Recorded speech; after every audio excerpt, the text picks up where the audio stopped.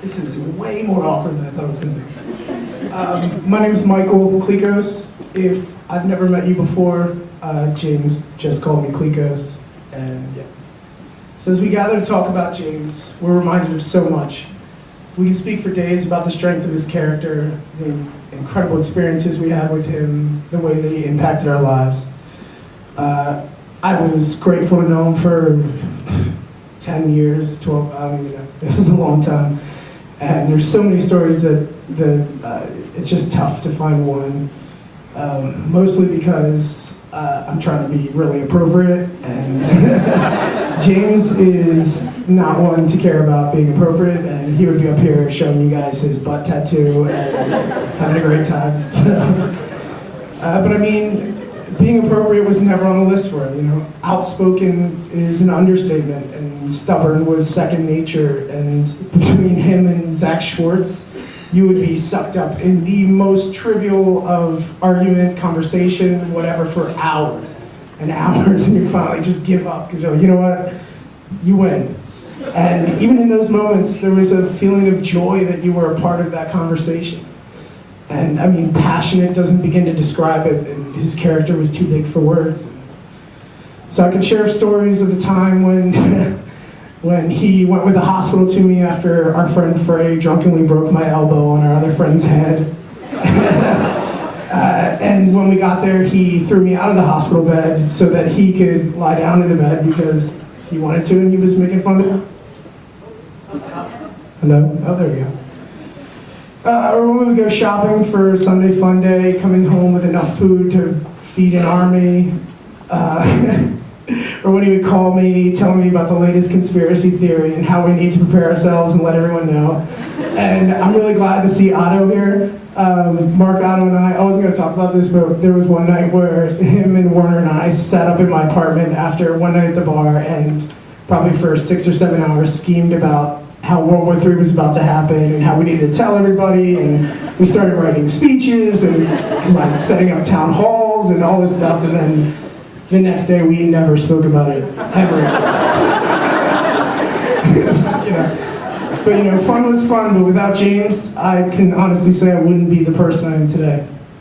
So when I graduated from University of Maryland, we're all still working at Turtle, and we just talked about all the Whitman people, and I just want to say, because I saw Tom here, Tom Hall, I just want, if you guys ever experienced Turtle, worked at Turtle, got to enjoy Turtle for what it was, can you guys raise your hands too?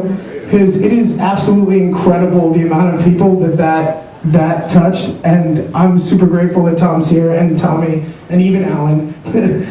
But we were working at Turtle. It was the mecca of college bars. It was the highlight of my youth, and somehow it was a movie that we were living, and it was our lives. And I'm so thankful for that. And we got to work with our best friends all the time, and we got to give College Park the debauchery that it deserved. And even though I wasn't a roommate, after we graduated, I wasn't a roommate with James, but I lived with him and Tampakis on their couch, and every day we would wake up and laugh while we tried to piece our night together. And I mean, then one day, in a blink of an eye, our bar, our home, it was torn away from us.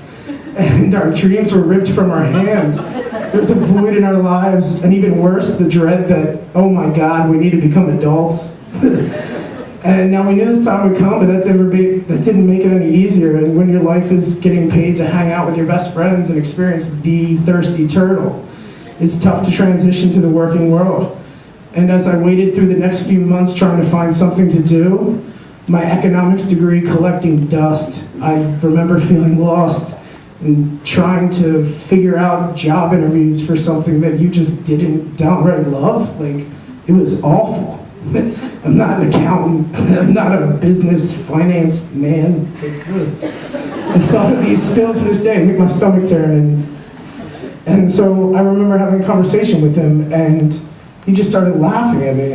I was like, what's so funny? And he said, it's a joke you're thinking about this. You know what you love to do. Don't be a little girl and go do it. And you know, for years, James was a motivating factor for me, pushing me to do more in music and food. And anything I did in these worlds, he would always be in my corner, an unrelenting, overwhelming cheerleader that literally would laugh if you said no. He laughed at things that you said made you uncomfortable, of you saying that you couldn't do it because you were scared. That just was never part of James. And so, fast forward to now, and because of him, I'm happier than I've ever been. I do what I know is right for me, and what's happy for me, and I owe everything to him for that. You know, we spoke weekly, and within the conversations of making graphic novels, starting a deli, creating an organic line of bone broth, teaching football, whatever it was, he would always inspire me to truly follow what my heart said. And sometimes it was way out there, but that was just normal James. Like, that was him. No aspiration was too big, and regardless of what you wanted to do or whether or not you were just in an argument over something, he believed in you unconditionally, and he never stopped. So, our favorite scholar, author, and Jameson enthusiast Hank Moody once said, all those things that weren't supposed to happen, they happened. And what happens next is up to you. This is what he lived by. This is what I learned from him. And as we all move forward in this incredibly difficult, unfair, crazy, wonderful, beautiful journey we call life, we remember that the magnificence is the fact that we keep moving forward. And it's up to you to make sure that every day counts. So here's to a man that lived more in his short time than most people dream of. To a brother that would unquestionably sacrifice himself for anyone in need. That's really helpful, actually. To a friend who would give you the shirt off his back, and not just because he really loved being naked, like, he really loved being naked all the time, like, it was kind of crazy. But just because selfishness was never in his repertoire. So, you know, friendship is the best ship, like Stoutman said, and although we lost our captain, we gained a star that will always be there to guide us and help navigate the uncharted waters of life. So for that, I'm grateful and will forever remember my brother. I almost made it. Jumping Jim.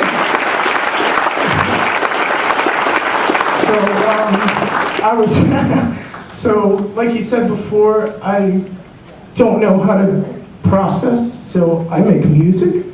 And I was told there was going to be like a thing, and we were going to have pictures and a slideshow and everything, but obviously that's not here. So this is, for me, just something that I needed to do. And they were talking about taking shots and listening to it. And while they were doing that, we were in Baltimore doing the same thing.